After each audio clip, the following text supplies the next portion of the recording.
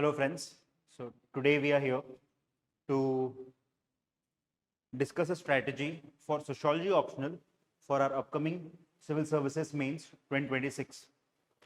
My name is Vipul and we've got this initiative because a lot of our students recently have been asking that what to do, how do we go about with preparing sociology for the next 100 days, for the next 120 days before we switch on to preparing for prelims. So that's why we have come up with this initiative and I hope this will help you. Let's begin without further ado. So what all are we going to do today? Let me just begin by explaining that to you. First thing, we'll understand what your preparation level is because each student is at a different preparation level. So what we have tried to do is try to categorize students in 2 to 3 categories where we can like fairly put in all different kinds of students, and we are trying to give a strategy for all different kinds of students over here. So first step that we'll do and that you have to do is analyze yourself and your preparation and see where you are on the preparation scale. How prepared are you, whether you have notes, whether you do not have notes. All that self-assessment is the first step before we start with any kind of planning and preparation for the optional paper. Second thing, we'll see a preparation pathway that how do we go about with it, that our retention is better and that we are able to better reproduce what we know in our answers. So second thing is that. Third thing, I'm going to give you guys a detailed trend analysis for the questions that have been asked from 2013 to this year's exam, that is 2025. Next thing that is going to be the most important is a detailed day by day 100 days plan so that you guys can complete your optional in a structured way.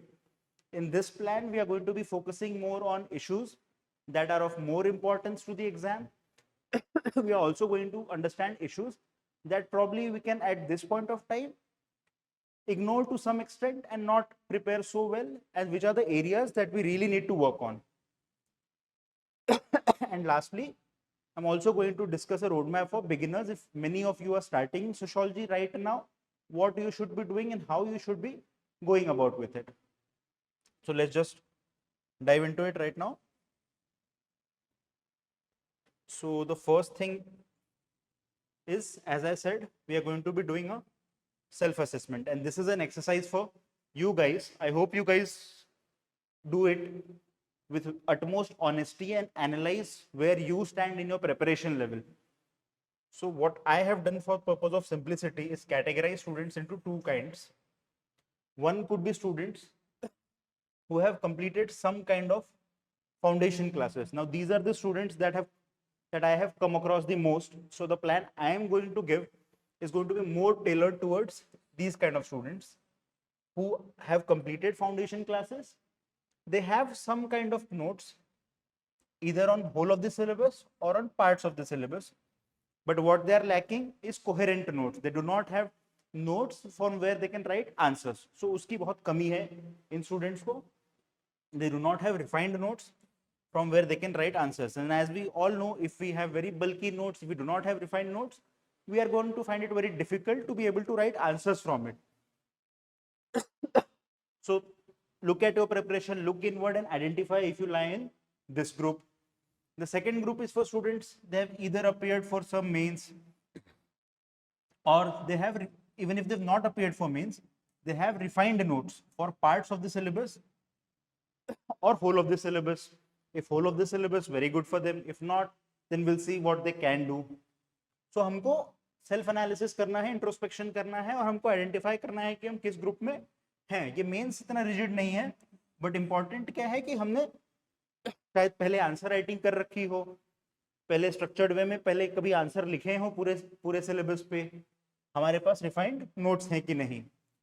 ऐसे बच्चों के साथ problem क्या होती है कि बहुत सारे ब्लाइंड स्पॉट्स होते हैं हमारे पास. खासकर अगर मैं सोशियोलॉजी की बात करूं तो पेपर 2 में जो पार्ट सी है हमारा, this is often the most neglected part. ये इसका हमको कोई कंटेंट भी मिलता नहीं है, इसका हम इतना कोई आंसर राइटिंग भी नहीं करते हैं.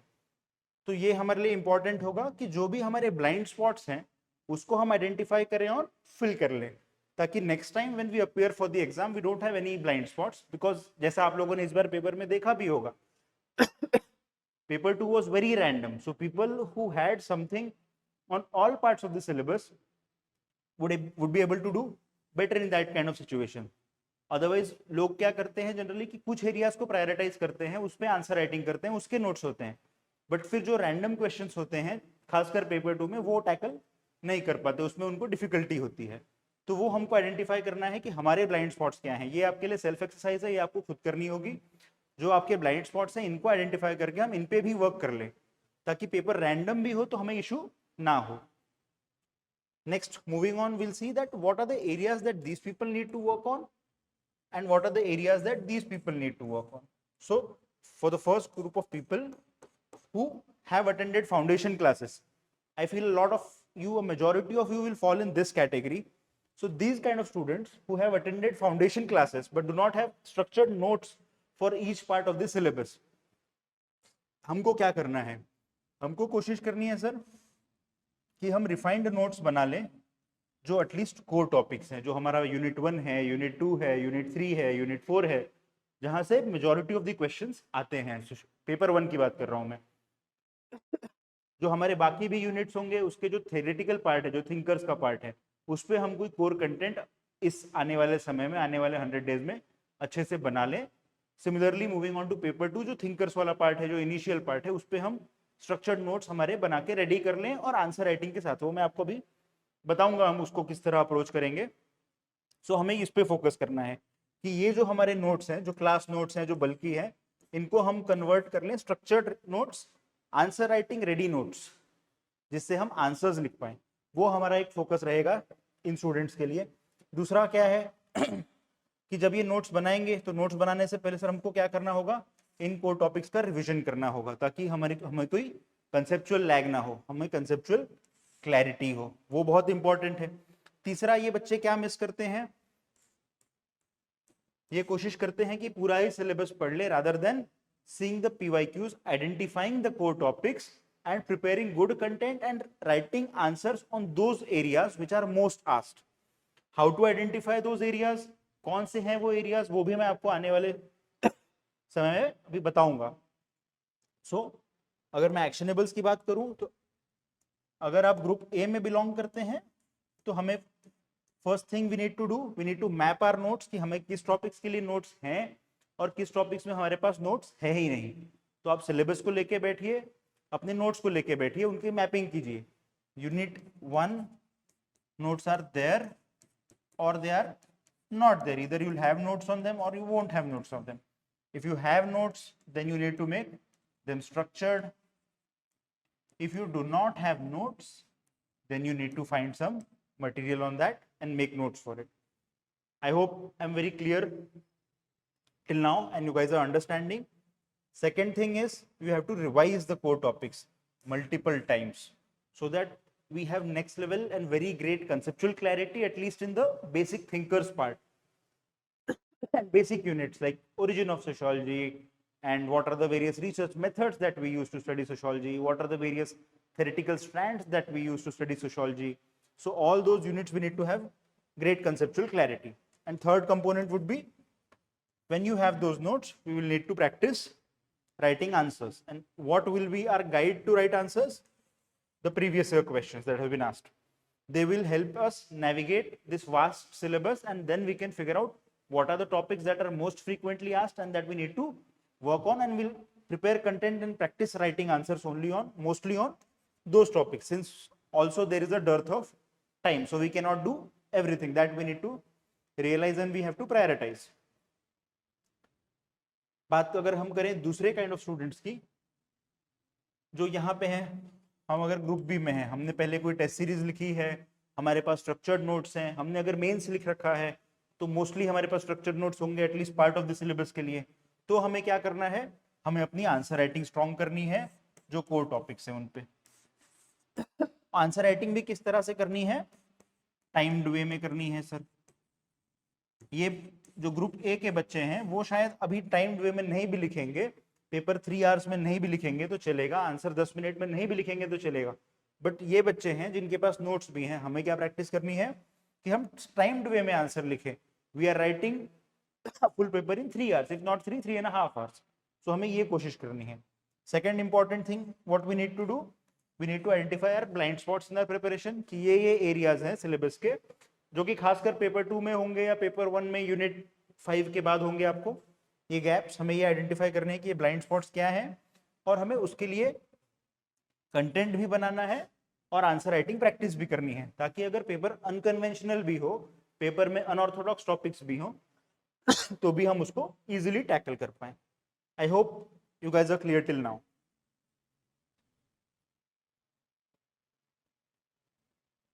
So this is the preparation pathway or strategy that we are going to use to prepare and utilize our next 100 days.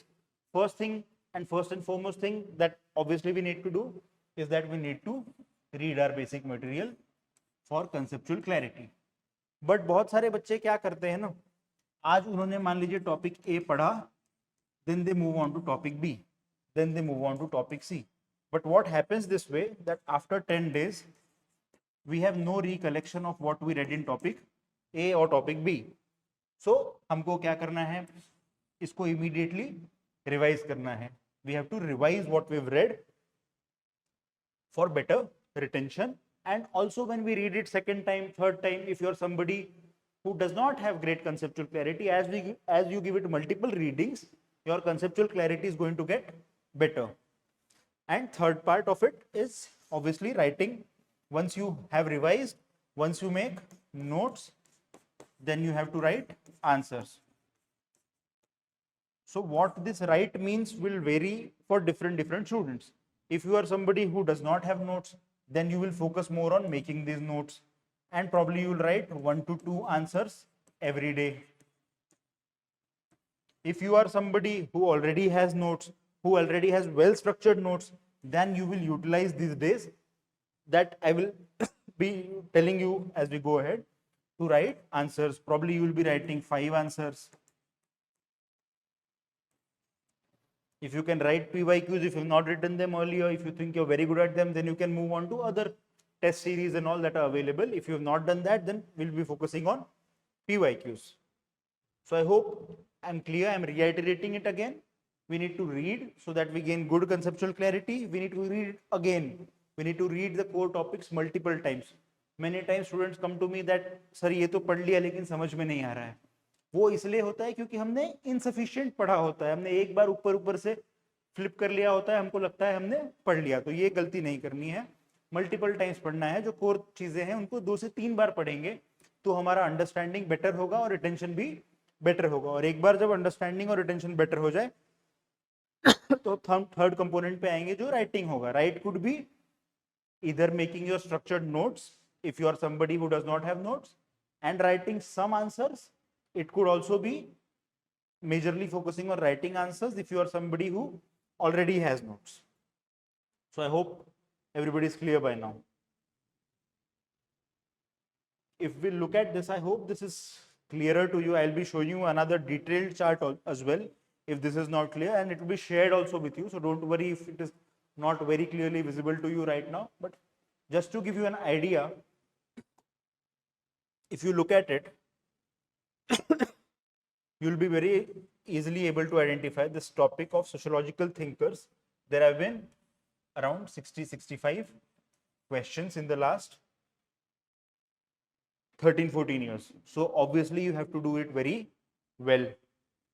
Coming to other topics, if you see sociology as science, there are around 25 questions. If you see sociology the discipline, that is our first unit, that has around 25 questions. If you see the third unit, research methods, I feel it is often the most ignored part that students ignore, and they don't know how to write good answers with research methodologies. It has around 37-38 questions. If you're not able to see, don't worry, I'll be giving you a detailed breakup of these topics and the number of PYQs asked from these topics. So please bear with it, that you'll be getting in the description. So this is just to give you an overview that areas that you need to focus on and areas that you can avoid temporarily for now if you are somebody who is just starting and who does not have notes. इसी तरह से हम देखेंगे sir तो stratification में हमारे around 40 questions है. So if we do these 2 units we are doing around 100 questions. The total of these questions that have been asked in the paper from this 14 years would be 364, roughly around 300. So if you are doing these 2 units, you are doing roughly 1/3 of the syllabus. And if you are adding these 3 units also to it, which is roughly 20, 20 and 40 questions, that is around 80 questions. So if you are doing these first 5 units, you will be recognizing that you are covering almost half of the syllabus. If you even cover these 5 units, you are covering half syllabus. So that way you need to be very mindful and strategic. If you are somebody जिसके पास notes नहीं है, जिन्होंने सिर्फ classes attend की हैं आज तक, हम लोग फोकस करेंगे इन टॉपिक्स में कमांड गेन करने की. सिमिलर ब्रेकअप अगर हम देखें पेपर 2 के लिए, तो पेपर 2 को इजीली हम डिवाइड कर सकते हैं. जो नेचुरल डिवीजन भी है जो सिलेबस में हमारे है, that will be unit A, section B and section C. तो अगर हम देखें तो सेक्शन ए जिसमें 2 सब यूनिट्स हैं, 2 यूनिट्स हैं, that has around 40 questions. Section B that has 6 units, has around 130 questions. And unit C, which you all know is not very coherent, not very easy, you don't find material on it that easily, that has around 190 questions, more than 50% of the questions. So वो बच्चे जिन्होंने पहले basic topics तो कर रखे हैं लेकिन unit C section C वाले टॉपिक्स नहीं किए, शायद कंटेंट गैप है या आंसर राइटिंग प्रैक्टिस नहीं की, तो आप लोग फोकस करेंगे इन टॉपिक्स पे. जो बच्चे जो अभी शुरू कर रहे हैं, जिन्होंने पूरा सिलेबस कभी थोरली कवर भी नहीं किया है, हम लोग फोकस करेंगे इन टॉपिक्स पे, because this is also around the other 50%, and this 50% prepares the base for this next 50%. सो ये किए बिना हम इस पे नहीं जा सकते हैं, हमको ये टॉपिक्स पहले प्रिपेयर करने ही पड़ेंगे. यू कांट थिंक कि मैं इसको प्रिपेयर नहीं करूंगी और मैं डायरेक्टली इसको प्रिपेयर करूंगा, that is not going to work. इसको हमको प्रिपेयर करना ही है. तो हम लोग छोटा स्टार्ट करेंगे यहाँ से, थिंकर्स का और हमारे कास्ट सिस्टम का जो टॉपिक है, ट्राइब्स का जो टॉपिक है, क्लासेस का जो टॉपिक है, उसको हम अच्छे से करेंगे. Once this is done, you are ready to move on to this. Even if you do half of this, let's say 193 questions are asked, even if you prepare half the topics, you'll probably be able to solve the entire paper. So उसके बारे में हमको घबराना नहीं है कि अगर हमने पूरा सिलेबस नहीं किया, हमारा कुछ टॉपिक छूट गए तो कैसे होगा. यहाँ के जो इश्यूज हैं वो काफ़ी कंटेम्प्रेरी भी होते हैं, जो चीज़ें न्यूज़ में होती हैं, तो वो गैप आप प्रीलिम्स और मेंस के बीच में भी फिल कर पाएंगे. बट अभी क्या है, ये जो बेसिक ए और बी जो है, जो स्टैटिक सेक्शन होता है, हम इस पे काम करेंगे. जो ग्रुप ए के बच्चे हैं जो ग्रुप बी के बच्चे हैं, जिनका ये पार्ट कंफर्टेबल है, वो इसमें ये पार्ट कंप्लीट है, वो फोकस करेंगे कि इसके जो मैक्सिमम टॉपिक्स वो कर सकते हैं उसको कर लें. जो कंटेम्प्रेरी इश्यूज होंगे, जो न्यूज़ में जो चीज़ें होंगी, वो एनीवे प्रीलिम्स और मेंस के बीच में आपको कवर करा दी जाएंगी. That will not be a challenge.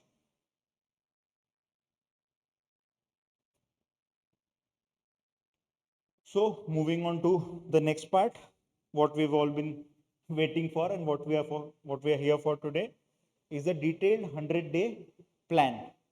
Because what I found, what students struggle with the most is having a plan. They want to study unit 1, but they are studying unit 1 for 10 days.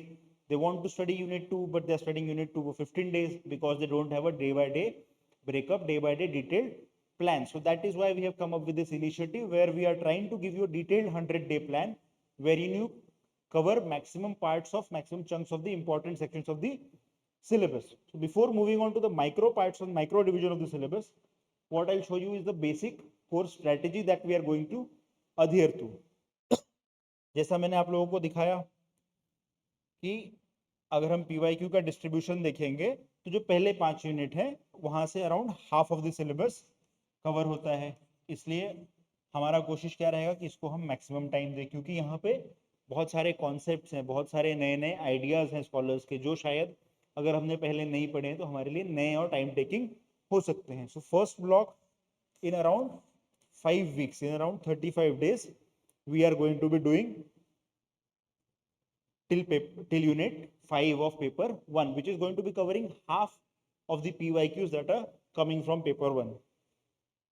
In the next 25 days, we are going to try and cover the rest 5 units of paper 1. So, as you can see, 100 day में हमने क्या किया है, 60 days हमने paper 1 को दे दिए हैं और हमने 40 डेज दिए हैं पेपर 2 को.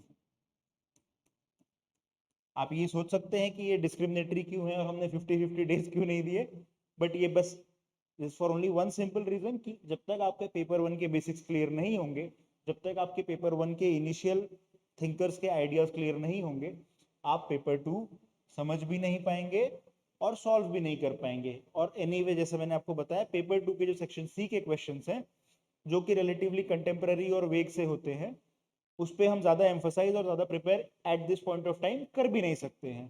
सो that's why we are giving 40 days to paper 2 and 60 days to paper 1. Now after finishing paper 1 in 60 days, we'll try to finish till unit 6 of paper 2 in the next 20 days by day 80, and by our 100th day we'll try to finish till unit 13, that is social movements. इसके बाद भी और 2 units हैं, 2 units हैं paper 2 के जो हम लोग eight this point of time छोड़ देंगे. अभी जो मैं ये सारी बातें कर रहा हूँ ये सिर्फ ग्रुप ए के स्टूडेंट्स के लिए कर रहा हूँ. I hope you are clear with that. जो ग्रुप बी के स्टूडेंट्स हैं वो इसी टाइमलाइन को फॉलो करेंगे, बट वो फोकस करेंगे इस टाइम में ज्यादा आंसर राइटिंग करने पे, टेस्ट लिखने पे, और यहाँ जो यूनिट सी वाला पार्ट है उसमें अगर उनका वो कंटेंट गैप है तो उसको वो फिल करेंगे, उसमें वो ज्यादा एम्फोसाइज करेंगे. I hope I'm clear to everyone. If not, you can obviously comment and let us know, and we can obviously come up with a better explanation.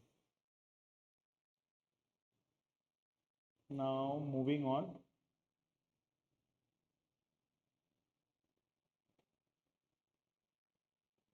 So, what to do for Group B students?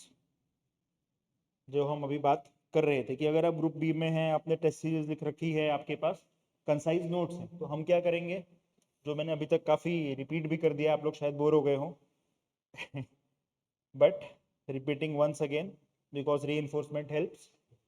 हम लोग अपने blind spots पहचानेंगे. Mostly ये आप लोगों के paper 2 part सी में होंगे और paper 1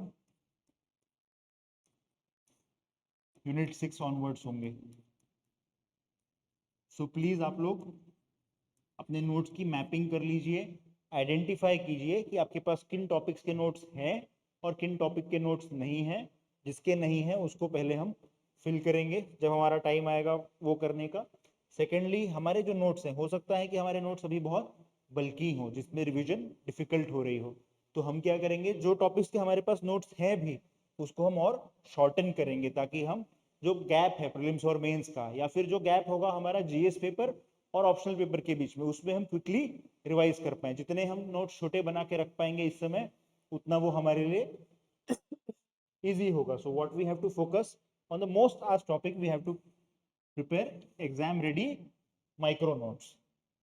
Then we have to do answer writing from uncovered weak areas. We have to write answers.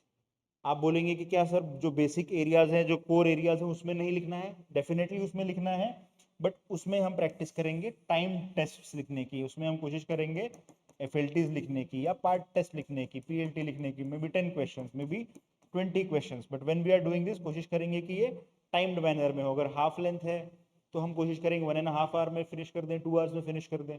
अगर फुल लेंथ है तो will try that will finish it in 3 hours, 3.5 hours.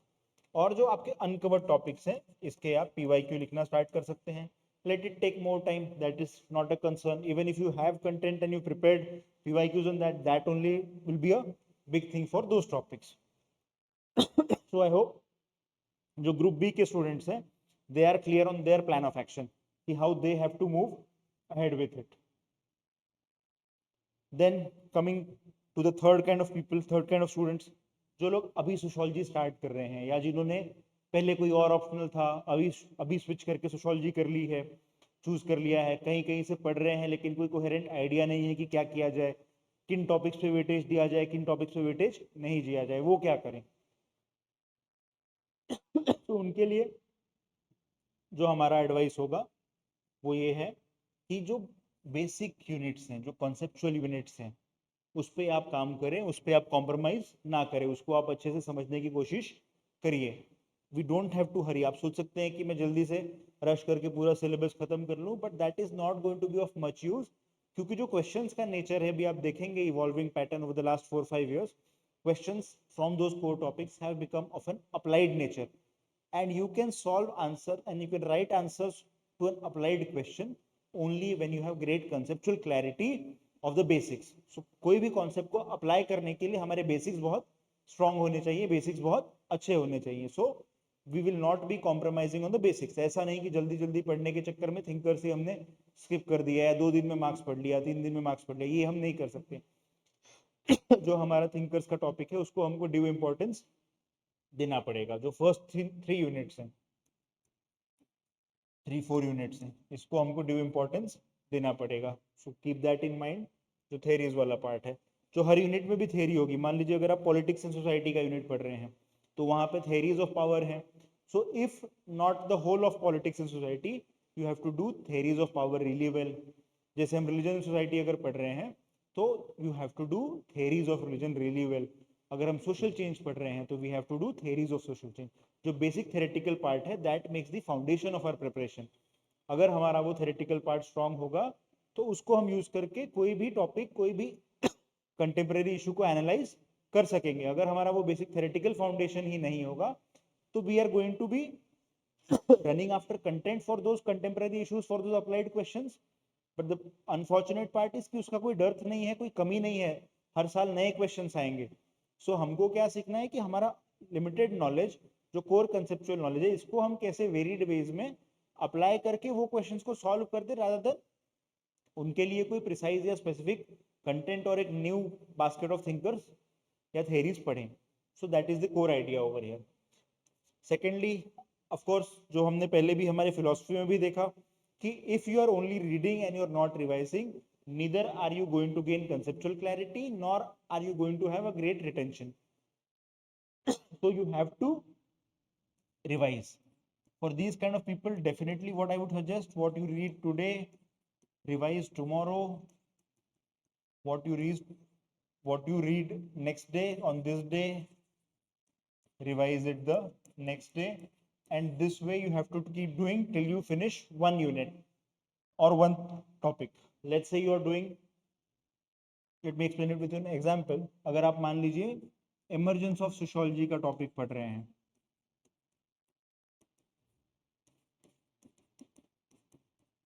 तो अगर आज आपने इमर्जेंस ऑफ सोशियोलॉजी पढ़ी, अगर आज आपने रीड किया इसे today, so tomorrow you have to revise it. If you and then you will move on to reading next part. Let's say अगर आपने इसको हाफ पढ़ा आज, तो जो हाफ आज आपने पढ़ा उसको हम कल रिवाइज करेंगे और फिर नेक्स्ट हाफ कल पढ़ेंगे. Then once this topic is close, then we will skip it. Secondly, दूसरे एग्जाम्पल से फिर से समझा देता हूँ अगर आपको कोई डाउट रह गया हो, how you have to go about with it. अगर मान लीजिए आप कंपैरिजन पढ़ रहे हैं, सोशियोलॉजी वर्सेस अदर डिसिप्लिन्स.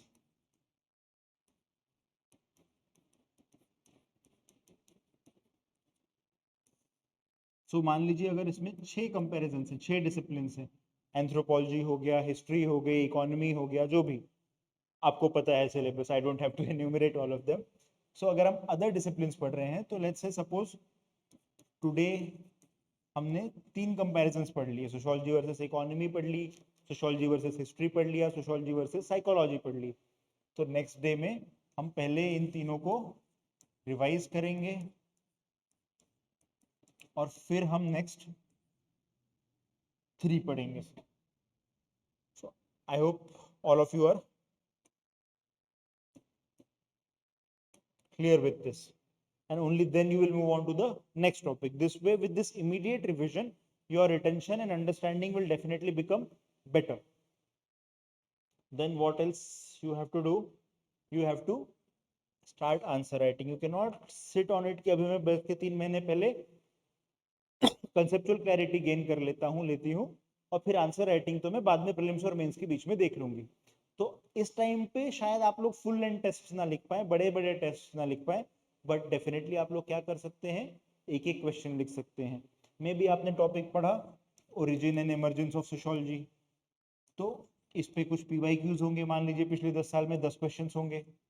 तो इसमें जब आपने ये यूनिट खत्म कर लिया तो that day keep some time that you write 2 answers from it. Start small.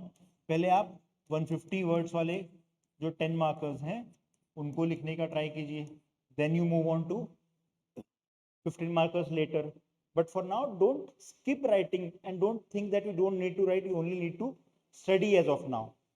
लिखने की एक्टिविटी हमको साथों साथ करते रहनी है, भले वो छोटे भी हों, भले छोटे क्वेश्चन से शुरू करेंगे, आंसर्स बुरे भी होंगे, है ना. बुरे आंसर लिखना is a stepping stone to writing good answers, so we need to keep that in mind definitely. And obviously again a reiteration of what we have discussed earlier कि हमको जो हमारे इंपॉर्टेंट 4 टॉपिक्स हैं इन पे command लेनी ही लेनी है. जो थेरेटिकल पार्ट्स हैं वो पेपर 1 के हो या फिर पेपर 2 के हो. पेपर 2 के भी जो थिंकर्स हैं we can not skip them and we can not fast forward them. उसको हमको अच्छे से पढ़ना ही होगा, उनकी स्टडीज को हमको अच्छे से समझना होगा. So I hope all of you are clear. I hope you will be able to understand where you stand in your preparation, whether you belong to group A, whether you belong to group B, or you are a beginner. I hope all of you students have clarity of your course of action for the next 100 days. Now moving on, we'll be discussing a detailed breakdown of the schedule of which topics you have to do which day. I'll just give you a brief overview of it and we'll be sharing it along with the video.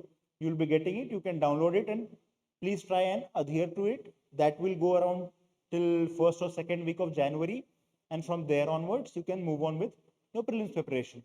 So now before we move on to the detailed 100-day plan of how we are going to go ahead with it and plan out our studies for the next 100 days, what I was discussing earlier, and I'm going to be sharing this with you guys also. I hope you can see it well now. I'm going to give you a detailed breakup of how many questions have been asked from which topic so that you can see it and keep referring to it as you prepare so that you have a good conceptual clarity and have a good idea about the relative salience of different topics. आपको पता होना चाहिए कि किस topic में कितने questions आते हैं कौन से साल में, ट्रेंड क्या है, क्या ऐसा हो रहा है कि किसी टॉपिक का इंपॉर्टेंस पिछले 5 सालों में बढ़ रहा है, किसी टॉपिक का इंपॉर्टेंस कम हो रहा है, हर साल कितने क्वेश्चंस कौन से टॉपिक से आते हैं, उस चीज को ध्यान में रखते हुए ही हम अपना इंपॉर्टेंस और अपना टाइम उस टॉपिक पे स्पेंड करेंगे. So as we can see, तो पहले हमारे 5 यूनिट हैं. These constitute almost half of it, around 160-170 questions थे जो हमने वहां पे मैक्रो ब्रेकअप में देखा था. But I am just reiterating it for you. आप लोगों को ये शेड्यूल मिल भी जाएगा, so you can always keep referring to it. अगर आप देखेंगे जो थिंकर्स का टॉपिक है, it has the maximum importance. यहाँ से हर साल ऑलमोस्ट 4 to 5 क्वेश्चंस आते ही आते हैं. So you need to keep that in mind. दूसरे जो अगर बिगिनर्स हैं तो मैं उनको पहले बेसिक्स बता दूं. पूरे पेपर में 28 क्वेश्चंस होते हैं. हर साल पूरे पेपर में 28 क्वेश्चंस होते हैं, out of which we have to solve 19 questions. 19 out of 28. तो I hope you can now understand क्यों मैं आप लोगों को बोल रहा था कुछ टॉपिक शायद आप छोड़ भी सकते हैं उनका रिलेटिव सेलियंस देख के और आपका टाइम अवेलेबिलिटी देख के, क्योंकि हमारे पास 9 क्वेश्चंस सॉल्व नहीं करने का भी ऑप्शन पेपर में होता है. हमको सिर्फ 19 क्वेश्चंस ही सॉल्व करने हैं इन 28 क्वेश्चंस में से. So I hope that gives you more clarity. So this detailed breakup of unit-wise questions that have been asked every year in the last 14 years, that is for paper 1, and I hope you can see it for paper 2. I hope it is visible to you guys. Paper 2, as we discussed, 3 sections में divided है, section A, section B and section C. Section A से जैसा हमने discuss किया था around 40 question हैं, section B से around कुछ 120 क्वेश्चन है और यहाँ से अराउंड 190 क्वेश्चन है। बट जो हमने समझा था पहले भी कि दिस इज द फाउंडेशन, जब तक आप ये नहीं करेंगे आप ये क्वेश्चन समझ के सॉल्व नहीं कर पाएंगे। यहाँ के जो क्वेश्चन होते हैं वो काफ़ी कंटेम्प्रेरी और अप्लाइड नेचर के होते हैं। तो अगर आप बिगिनर हैं, अगर आपने फाउंडेशन कर रखी है बट अभी आप स्ट्रेटेजिकली इंपॉर्टेंट टॉपिक्स प्रिपेयर करना चाहते हैं, तो पेपर 2 में हम सेक्शन ए और सेक्शन बी पे फोकस करेंगे।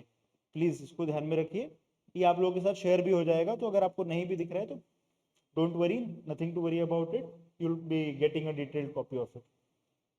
Now moving on to your day by day breakup, how you're going to move ahead with the next 100 days of your preparation.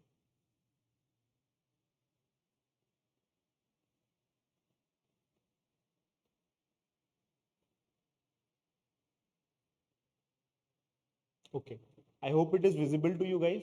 So the first and foremost prerequisite that everybody has to do is that you have to read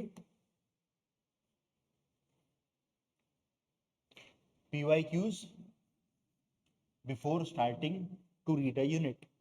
ये क्यों करना है हमको? ताकि हमको conceptual clarity हो जाए कि क्वेश्चन आ क्या रहा है, क्योंकि टॉपिक बहुत बड़ा होता है बट उसे किस फैसेट पे क्वेश्चन आ रहा है।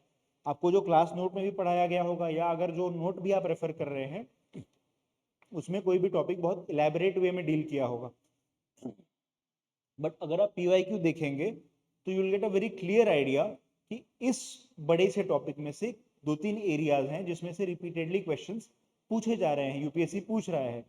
So your preparation will be very oriented towards those topics. So that is a must and that is non-negotiable. आपको PYQ पढ़ने ही पढ़ने हैं जब भी आप कोई यूनिट पढ़ना स्टार्ट करें उससे पहले। लिखने नहीं है, सिर्फ पढ़ने हैं ताकि आप ओरिएंट हो जाएं कि जो बड़ा सा नोट आप पढ़ने जा रहे हैं उसमें से कौन सा टॉपिक आपको पढ़ना है। मूविंग अहेड, ये डिटेल टाइम टेबल है जो 26 सितंबर से शुरू हो रहा है। I hope you guys can stick to it, if not you can move it one day ahead as per your convenience, but मैं आप लोगों को रिकमेंड करूंगा कि इसको ज़्यादा ट्वीक मत कीजिए, 26 सितंबर से शुरू कर दीजिए। हमारा विजन है कि 26 सितंबर से लेके तो 6 जैन तक आप सोशियोलॉजी खत्म कर लें, and with tests I be giving you space for revising and writing tests also. We'll see it as we go ahead. At any cost by 15th Jan you are able to finish your sociology with writing, with revision and with with notes, with revision and with some sort of answer writing practice, ताकि जब prelims और mains का gap आए, अब जब prelims पास कर लें तो आप अपने आप को एक अननोन लोकेशन में, अननोन सिचुएशन में ना पाए, आपके पास ऑलरेडी प्रैक्टिस हो and you are feeling confident about your optional. As you also know that जो प्रीलिम्स और मेंस के बीच का गैप है दैट हैज बीन श्रिंकिंग। पिछले बार से पहले, इस 2025 से पहले हमें जनरली अराउंड 100 to 120 डेज का टाइम स्पैन मिलता था, but this year they have reduced it to around 80 to 90 days, and the calendar for the next year also is out, and in 2026 also means is going to be in the month of August. I hope you all are aware with that. So from May to August we are again going to be getting only 3 months, और उस time पे ये notes बनाना या basic answer writing practice करना आप लोगों के लिए पॉसिबल नहीं होगा। उस टाइम पे the maximum you can do is practice writing more and more tests in a timed manner. तो जो टाइम वाली प्रैक्टिस है वो हम उस गैप में करेंगे। अभी हम क्या करेंगे कि हमारा कंटेंट गैप फिल हो जाए, हमारे पास बेसिक कंटेंट हो, स्ट्रक्चर्ड नोट्स हो सारे टॉपिक पे, और basic answer writing PYQ writing हमने प्रैक्टिस की होगी। So moving ahead, as you can see, after every unit I have given you guys one day that you will revise the unit and write PYQs.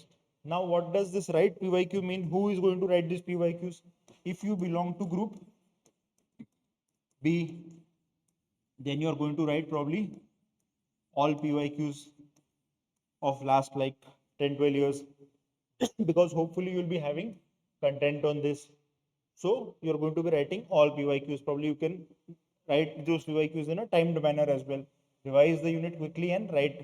If you are somebody who did not have notes, who did not have structured notes on those topics, then what you're going to do, you're going to write around 2 to 4 PYQs only.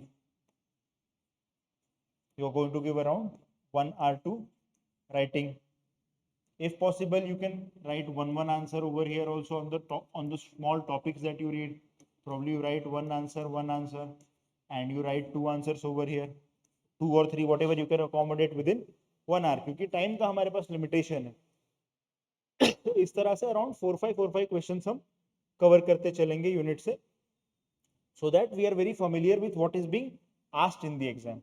Similarly, we have given roughly around 5 days to unit 2, and rest assured when I'm telling you that I'm being very liberal with the time I'm giving for each unit.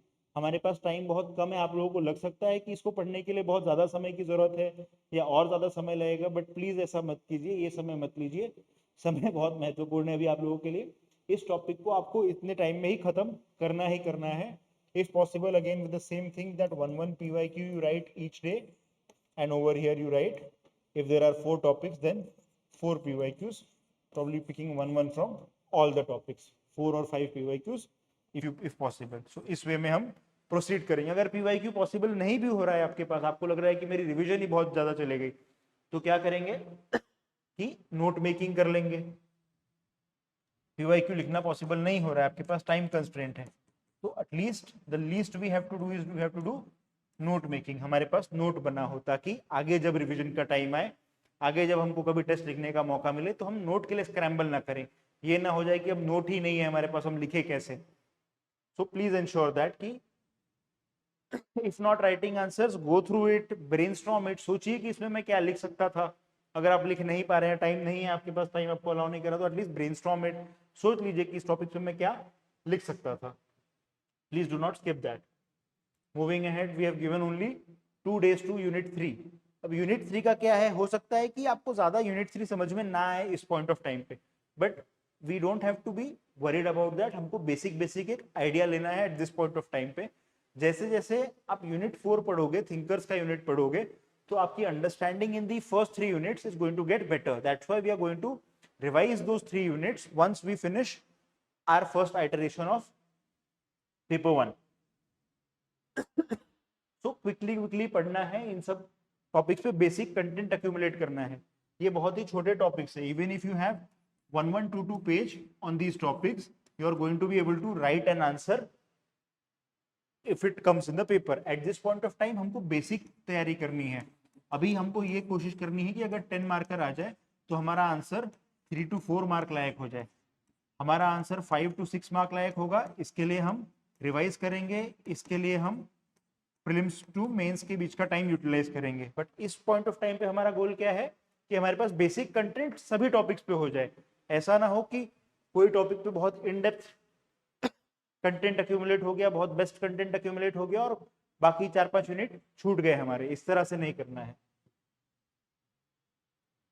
Similarly thinkers का अगर आप देखेंगे तो मैंने काफी time दिया है आप लोगों को, ताकि आप अच्छे से कॉन्सेप्ट्स को समझ पाए, उन पे नोट मेकिंग कर पाए. कार्ल मार्क्स जो हमारे पहले थिंकर हैं, इनको हमने 3 दिन का समय दिया है. देन एमाइल दरखाइम को हमने 3 दिन का समय दिया. एक्चुअली दरखाइम को हमने 4 दिनों का समय दिया है. देन सिमिलरली वेबर को हमने 3 days का टाइम दिया है. ये जो है हमारे 3 मोस्ट इंपॉर्टेंट क्लासिकल थिंकर्स हैं, इस पे हमने हमारा सबसे ज़्यादा टाइम दिया है. And of course as I reiterated earlier also कि हमने रिवीजन को अकोमोडेट किया है अपने शेड्यूल में. ये 3 थिंकर्स को पढ़ के आपको रिवाइज करना पड़ेगा. That is non negotiable. ये 3 थिंकर्स को आपस में लिंक क्या है, how they are different from each other, ये आपको अंडरस्टैंडिंग डेवलप करनी पड़ेगी. सिमिलरली PYQs आप दो पिक कीजिए, सारे टॉपिक से 2 लिखिए. अगर टाइम अलाउ नहीं कर रहा है तो एटलीस्ट स्ट्रक्चर्ड नोट मेकिंग कर लीजिए.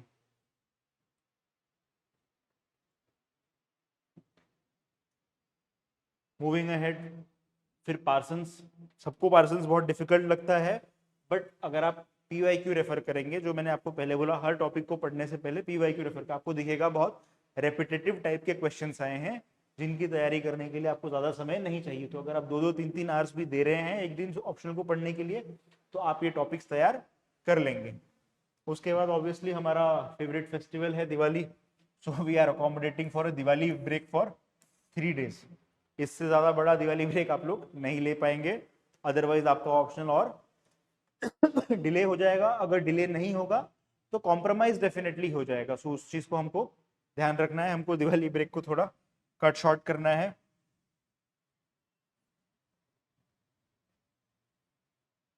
देन मर्टन को हमने 2 दिन पढ़ा है, which is good enough for Merton and the kind of questions that are asked. Similarly Mead, जब हम उनका रिलेटिव सेलियंस देखेंगे, the number of questions that have been asked from that topic, आपको रियलाइज होगा कि एक दिन में मीड करने के लिए काफी है। एक दिन में जितना मीड हो जाएगा उतना करके आगे हम मूव ऑन कर जाएंगे। किसी भी दिन अगर आपको लग रहा है कि मेरा टॉपिक बच गया, टॉपिक कंप्लीट नहीं हुआ, तो उस पर लिंगर ऑन नहीं करेंगे, मूव ऑन करते जाएंगे, पूरा सिलेबस कंप्लीशन पे फोकस करेंगे। At least we need to finish one iteration of the entire syllabus.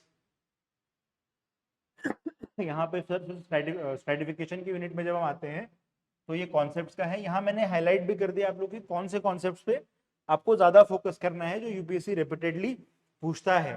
जैसे यहाँ पे एक्सक्लूशन हो गया, पॉवर्टी हो गया। Similarly theories of social stratification हमको करनी ही करनी है अच्छे से। थेरीज 2-3 तरह की हैं, इसलिए मैंने आपको अलग अलग दिन दिए हैं ताकि आप अच्छे से थेरीज को समझ लें, because this is a core part. Every year, every alternate year there are questions on this. तो ये हमको मार्क्सिस्ट थ्योरी, वेबेरियन थ्योरी और functional theory of stratification without compromise करनी ही करनी है। देन डायमेंशंस ऑफ स्ट्रैटिफिकेशन है, उसमें आप देखेंगे कि gender, ethnicity and race has been asked very frequently. तो शायद आप क्लास एंड स्टेटस छोड़ भी दें, तो जेंडर, एथनिसिटी, रेस आपको अच्छे से करना ही करना है। मूविंग अहेड, सोशल मोबिलिटी के सिस्टम्स पे हम आएंगे। तो what are open systems, what are close systems, how are they different from each other, are all systems open, closed, whatever these topics are, you need to do. For your convenience, I have highlighted the important topics. अगर आपको time नहीं हो रहा है पूरा पढ़ने का, तो एटलीस्ट वो इंपॉर्टेंट टॉपिक्स पढ़ लीजिए ताकि एग्जाम रेलेवेंस से आपका वो यूनिट कंप्लीट हो जाए। सिमिलरली फिर हमने एक दिन रखा है यूनिट 5 को रिवाइज करके पीवाईक्यू लिखेंगे। देन यूनिट 6 में मूव ऑन करते हैं हम लोग। ऑफन इसको इग्नोर कर देते हैं, बट ये जो पार्ट है social stratification in different systems, बहुत ही स्टैटिक पार्ट है। हर साल या हर ऑल्टरनेट ईयर इस पे सवाल आ जाता है, तो ये हमको बेसिक नोट मेकिंग करके इसकी रख लेनी है, आंसर राइटिंग प्रैक्टिस कर लेनी है। देन फॉर्मल एंड इनफॉर्मल आप देखेंगे, almost every year there is a question on what is formal, what is informal, how are they different और समथिंग अबाउट देम। तो ये हमको अच्छे से करना ही करना है। Moving ahead, we have theories of power, जो मैंने आपको बताया कि जहां भी जो भी यूनिट हम पढ़ेंगे और थेरेटिकल पर्सपेक्टिव है उसको हम इंपॉर्टेंस से करेंगे ही करेंगे। तो हमको फंक्शनिस्ट थ्योरी पढ़नी है, वेबेरियन थ्योरी पढ़नी है, मार्क्सिस्ट थ्योरी पढ़नी है और एलीट थ्योरी पढ़नी है। सिमिलरली पावर एलीट की थ्योरी पढ़नी हो, ब्यूरोक्रेसी का मॉडल जो हम ऊपर मैक्स वेबर में पढ़ भी चुके हैं उसको हमको करना है। नीचे आएंगे, I have again highlighted important things for you. Time permit करता है तो पूरी चीजें पढ़िए, नहीं परमिट करता है तो एटलीस्ट इंपॉर्टेंट चीजें पढ़िए। डेमोक्रेसी, सिविल सोसाइटी पढ़िए, प्रोटेस्ट मूवमेंट में सोशल मूवमेंट पढ़िए, इसमें सोशल मीडिया का रोल पढ़िए। ये इंपॉर्टेंट टॉपिक्स आपको फोकस करने हैं। ये कैसे पता चलेगा क्या रेलेवेंट है और क्या हमको करना है, जब आप पीवाईक्यू रेफर करेंगे before reading the topics. Similarly, moving on to religion, we'll do the theories, then we'll do these things that are asked again and again. We'll do religion in modern society. What is the relation between religion and science, and what is secularization, and how we are today witnessing revivalism and fundamentalism. ये पूरा topic करना ही है। जब आप PYQ table मैंने आपके साथ share किया है उसको आप अच्छे से एनालाइज करेंगे, you will realise over the past few years the number of questions being asked from the topic of religion are increasing and religion is getting more and more weightage. So वो उसको हम ignore नहीं कर सकते हैं। Moving on to the family unit, I have charted it out for you. एक ये contemporary trends का टॉपिक होता है, तो ये जब हम मैरिज पढ़ेंगे तो मैरिज के कंटेम्प्रेरी ट्रेंड्स इसके हम साथ में कर लेंगे। जब हम फैमिली पढ़ेंगे तो फैमिली के contemporary trends, types and forms of family, what are the new types of family, इसको हम साथ में कर लेंगे। इसलिए मैंने इसके लिए अलग डेट एलोकेट आपको नहीं की है। Trends have to be covered with the relevant topics. I hope you're clear with that.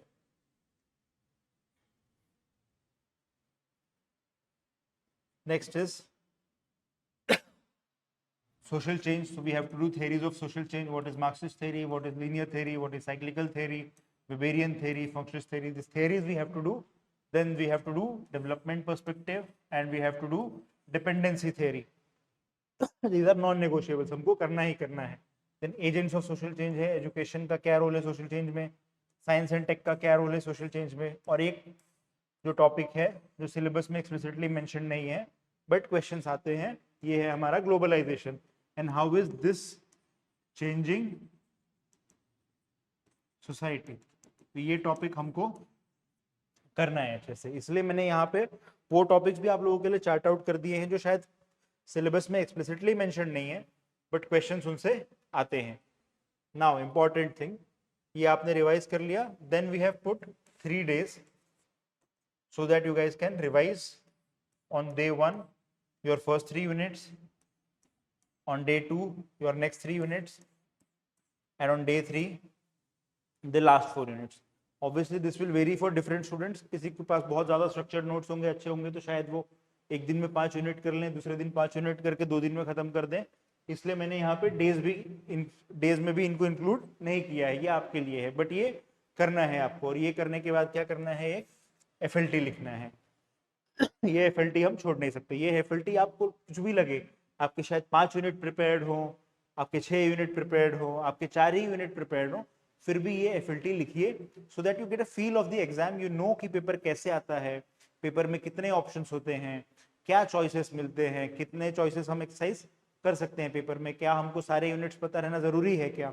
ये सब आपको तभी समझेगा जब आप ये FLT लिखेंगे. सो प्लीज इसको आप स्किप मत कीजिए, ये मेरी एडवाइस होगी. देन नेक्स्ट डे आपके लिए ब्रेक है, इधर और डेज पे you can write. So I put a 2 day slot for you guys so that एक दिन आप लोग ब्रेक भी ले सकें, एक दिन आप FLT लिखें. देन मूविंग अहेड, पेपर 2 की जब हम बात करते हैं तो जो हमारा ये पर्सपेक्टिव्स पार्ट है, most basic and most fundamental part है, ये हमको करना ही करना है. इसलिए हमने एक एक दिन स्लॉट किया है सबके लिए. इंडोलॉजी हो गया, स्ट्रक्चरल फंक्शनलिज्म हो गया और मार्क्सिस्ट पर्सपेक्टिव हो गया. मार्क्सिस्ट सोशियोलॉजी हम लोग जनरली AR देसाई तक पढ़ के छोड़ देते हैं, बट एक DP मुखर्जी भी है, इनके बारे में भी कुछ कुछ बेसिक आप कंटेंट प्रिपेयर कर लीजिए, ऐसा मैं आपको एडवाइस करूंगा. क्योंकि जब हम मार्क्सिज्म की बात करते हैं तो although AR Desai is the most prominent scholar, we should know something about other scholars as well. Then looking at the second unit, we have impact of colonial rule. This is directly given in our syllabus, social background of Indian nationalism, modernization of Indian tradition. What is not given in our syllabus directly but is often asked is civilizational perspective given by Robert Redfield and Mackim Marriott. जैसे जैसे आप लोग syllabus पढ़ेंगे, obviously even if you are not familiar with these people today, you will get familiar. But my only aim is that you do not skip these topics. इसलिए मैंने इनका explicitly नाम mention किया है और इसलिए मैं आपको ये पूरा explain भी कर रहा हूँ so that you know the importance of these topics and you do not skip them. Then Protestant movement है, इसमें एक subaltern perspective है protests को एनालाइज करने का. इसमें काफी स्कॉलर्स हैं, the most prominent of them is Ranajit Guha. So ये एक सबऑल्टर्न पर्सपेक्टिव है.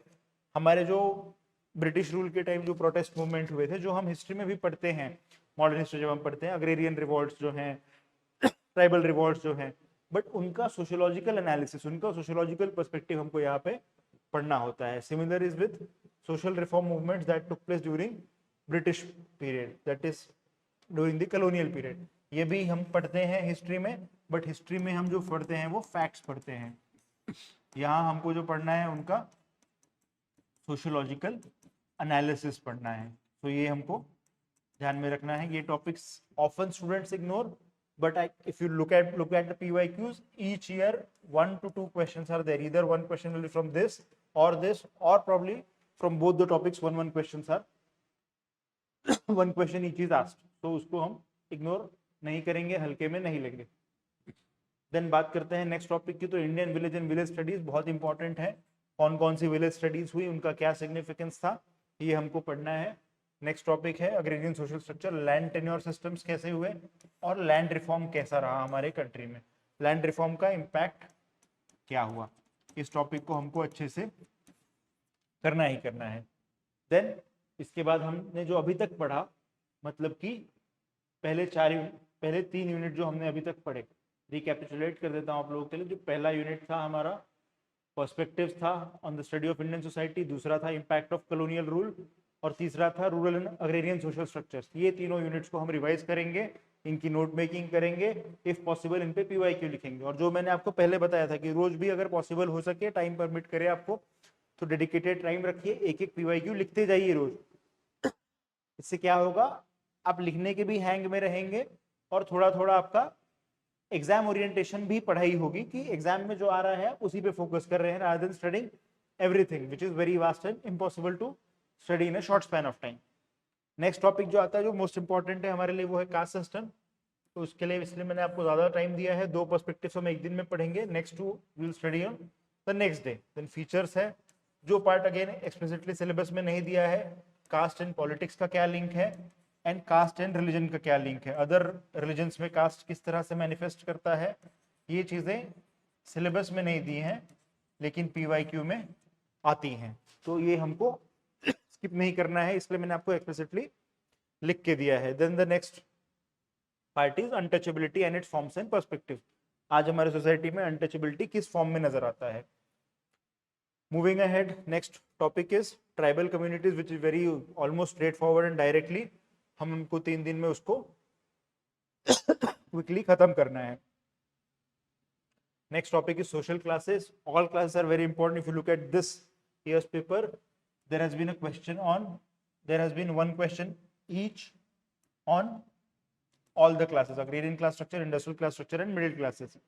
तो often ignored topic, लोग इसको नहीं तैयार करते हैं, बट इसको प्लीज आप लोग रेकमेंड कीजिए, प्लीज आप लोग प्रिपेयर कीजिए। इसलिए मैंने आपको एक एक डेडिकेटेड डे भी दिया है ताकि आप एक एक अग्रेरियन क्लास, एक एक क्लास स्ट्रक्चर अच्छे से प्रिपेयर कर सकें। Next is system of kinship. System of kinship वाला टॉपिक ऐसा है जो काफी ओवरलैप होगा आप लोगों का पेपर 1 से भी। सो आई होप जब आप पेपर 1 पढ़ेंगे तो काफी आपके पेपर 2 के टॉपिक्स भी वहां पे कवर हो गए होंगे और शायद आप इसमें टाइम सेव कर पाए। Although I feel I have given you enough time on this also. इसमें जो इंडियन स्टडीज हैं उनको हमको अक्यूमुलेट करना है कि फैमिली के बारे में डिफरेंट स्टडीज क्या हैं, जॉइंट फैमिली और न्यूक्लियर फैमिलीज पे क्या स्टडीज हैं हमारे यहाँ पे, हाउस होल्ड डायमेंशन क्या होता है, house hold different from family, kinship systems क्या है, नॉर्थ इंडियन किनशिप सिस्टम क्या है हमारे यहाँ, साउथ इंडियन किनशिप सिस्टम क्या है। ये टॉपिक्स पीवाईक्यू प्लीज देखिए, अच्छे से समझिए किस तरह के क्वेश्चन आए हैं और इन टॉपिक्स को कीजिए अच्छे से। Unit 9 is often ignored but is often the most scoring, क्योंकि पेपर 1 पेपर 2 दोनों में क्वेश्चन आते हैं। UPSC does not make a distinction कि ये पेपर 1 का सिलेबस है तो ये पेपर 2 में नहीं पूछेंगे, या ये इंडियन पार्ट है तो पेपर 1 में नहीं पूछेंगे। They ask interchangeably. सो इस यूनिट को अच्छे से हमको करना ही करना है। Moving ahead, next is religion and society in India. ज्यादा सिलेबस नहीं है इसमें, रिलीजियस कम्युनिटीज हैं इंडिया में, कौन कौन सी रिलीजियस कम्युनिटीज रहती हैं और उनकी प्रॉब्लम्स क्या है, इतना ही है, उसको क्विकली हम खत्म करेंगे। नेक्स्ट पार्ट में आते हैं अगर हम, तो विजन्स ऑफ सोशल चेंज जो लास्ट है हमारा सेक्शन सी, यहाँ से स्टार्ट होता है। If you don't have clarity about the syllabus, let me tell you, this is the start of section C जो हमने देखा, जहां से अराउंड 190 क्वेश्चंस आए हैं लास्ट 14 ईयर्स में। सो इसमें काफी सारे टॉपिक्स हैं जिनको हमको सिलेक्टिवली करना है। अगर इन पे ज्यादा आप आंसर राइटिंग नहीं भी कर पाए eight this point of time, it is fine. कोशिश करनी है कि इनमें जो इंपॉर्टेंट टॉपिक्स हैं उसमें हम नोट मेकिंग कर लें। तो ये बहुत ही बेसिक से टॉपिक्स हैं जिसको आप कोई भी बेसिक सोर्स से प्रिपेयर कर सकते हैं, जैसे कि नितिन सांगवान जो मोस्ट अवेलेबल मटेरियल है मार्केट में, हम लोग सब लोग पढ़ते हैं, तो इन टॉपिक्स को आप वहां से प्रिपेयर कर सकते हैं। मूविंग ऑन, नेक्स्ट है प्रोग्राम अग्रेरियन ट्रांसफॉर्मेशन। बड़ा टॉपिक है, समझ में नहीं आता है लोगों को क्या पढ़ें, इसलिए अगेन मैंने हाईलाइट कर दी है इंपॉर्टेंट चीजें। आपको कोऑपरेटिव्स पढ़ना ही पढ़ना है, आपको पॉवर्टी एलिवेशन स्कीम जैसे कि मनरेगा पढ़नी ही पढ़नी है। मोस्ट इंपॉर्टेंट है ग्रीन रेवोल्यूशन और उसका सोशल चेंज। देन अगला इंपॉर्टेंट टॉपिक है changing modes of production in India. India में जो मोड ऑफ प्रोडक्शन है वो फ्यूडल है, कैपिटलिस्टिक है, क्या है, वो हमको पढ़ना है। Problem, next is bondage. करने हैं ये टॉपिक्स, इसलिए मैंने हाईलाइट कर दिए हैं आप लोगों के लिए। तो नेक्स्ट टॉपिक है माइग्रेशन का। ये काफी रिपीटेड टॉपिक है और अलग अलग जगह पे आता है, तो हम इसको बाद में ही एक बार में कर सकते हैं, यहाँ के लिए भी आप स्किप भी कर दें वो माइग्रेशन का टॉपिक तो कोई इशू नहीं है। Next is industrialisation and urbanisation, काफी इंटरकनेक्टेड है। मॉडर्न इंडस्ट्री इंडिया में कैसे इवॉल्व हुई, अर्बन सेटलमेंट्स कैसे इवॉल्व हुए, और वर्किंग क्लास कैसा है। बेसिक कंटेंट इस पे रखिए आप लोग। वर्किंग क्लास का टॉपिक अभी स्किप भी कर देंगे तो कोई इशू नहीं है। इंपॉर्टेंट टॉपिक्स क्या है यहाँ पे, informal sector and child labour, and informal sector and migration have a very close link. Similarly child labor and informal sector and migration, they all have a very close link, that's why I have clubbed them together। इसको एक दिन में हमको करके और basic content बनाना है। Next is slums and डेप्राइवेशन, ये भी टॉपिक काफी रिपीटेड थीम्स है, जैसे आप पीवाईक्यूज पढ़ेंगे आपको क्लियर हो जाएगा।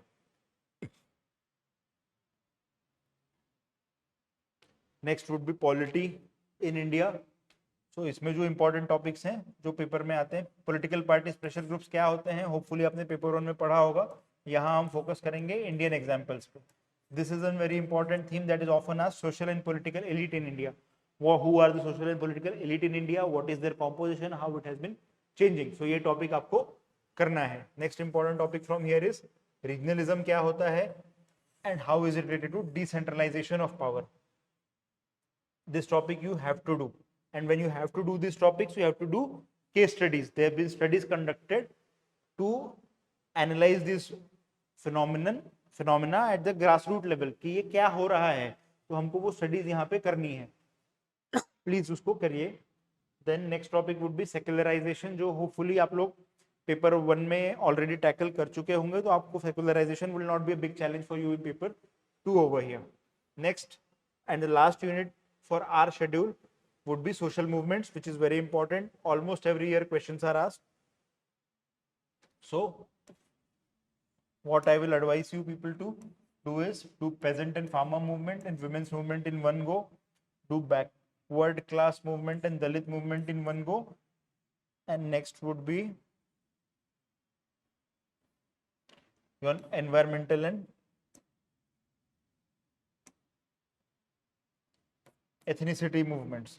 इस तरह से रोज के 2-2 मूवमेंट करके हम मूवमेंट्स के भी टॉपिक खत्म कर लेंगे, क्योंकि जैसे आप पीवाईक्यू देखेंगे you will realize that movements is a really important topic and every year 1 to 2 questions are definitely asked from this topic, so इसको बिल्कुल इग्नोर नहीं करेंगे। Although I know fatigue might have set in and this is towards the end of your schedule, but please ensure that you do these topics.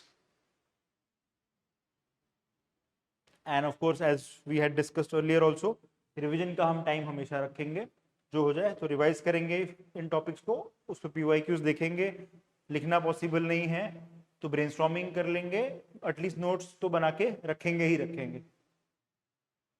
फिर हम again same जो हमने paper 1 के लिए किया था, डे 1 पे यूनिट 6 तक रिवाइज करेंगे, डे 2 पे यूनिट 13 तक रिवाइज करेंगे, और पेपर 2 का एक एफएलटी लिखेंगे, नॉन कॉम्प्रोमाइजेबल है, प्लीज लिख लीजिए।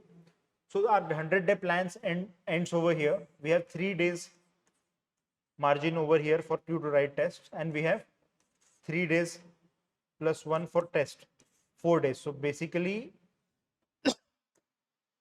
what I have recommended you guys is a 107-day plan, in which 100 days are for studying integrated with revision of micro topics.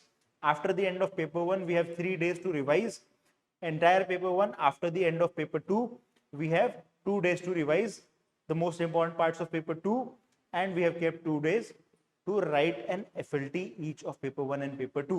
I hope you guys are clear with this plan and I hope you'll be able to adhere to this. बच गए 2 topics, population dynamics and challenges of social transformation. तो इन topics को उन लोग prepare करेंगे जो group B में थे, जिनकी हमने शुरू में बात की थी, जिन्होंने बेसिक जो कोर कंटेंट है, कोर टॉपिक्स हैं, उनके बेसिक नोट्स बना रखे हैं, उनके बेसिक नोट्स हैं उनके पास, और ये उनका ब्लाइंड स्पॉट है, इस पे नोट्स नहीं है। यहाँ पे जब क्वेश्चन आते हैं तो वो फंस जाते हैं, तो वो लोग ऊपर के शेड्यूल को पुश करके इसको प्रिपेयर करेंगे। अगर उन्होंने मेंस वगैरह दे रखा है, probably they can like spare a week also and prepare these topics and not leave them. जो ग्रुप ए के लोग हैं, जिन्होंने सिर्फ क्लास अटेंड की है, उनको डेफिनेटली ये टॉपिक ज्यादा डिटेल्स में नहीं पढ़ाए गए होंगे, बट डोंट वरी, ये डायनेमिक टॉपिक्स हैं, इनसे कंटेम्प्रेरी इश्यूज आते हैं। तो जब आपका प्रीलिम्स और मेंस का गैप होगा, उस गैप में हम ये टॉपिक्स, ये 2 यूनिट्स कर लेंगे। 2 यूनिट्स कर लेंगे, वो भी हमको पूरा करने की जरूरत नहीं है। जो 2 इंपॉर्टेंट यूनिट, जो जो इनमें 2 यूनिट्स में सबसे इंपॉर्टेंट टॉपिक्स होंगे, उनको हम आइडेंटिफाई करके वो गैप में कर लेंगे, so that our whole syllabus is completed. And lastly, I would say that along with the video, you will be getting a detailed PDF for these 2 things, your detailed 100-day plan and your PYQ analysis for the last 14 years. Those will be attached. You can download them, print them out for your reference, keep it ready so that you don't deviate from it, and you always have a clear mind roadmap prepared that what you are prioritizing and why are you doing it, based on your based on the relative salience of the topics that you decipher from going through the PYQs. If you have any queries, you can drop down a message and we'll try to resolve it. Thank you.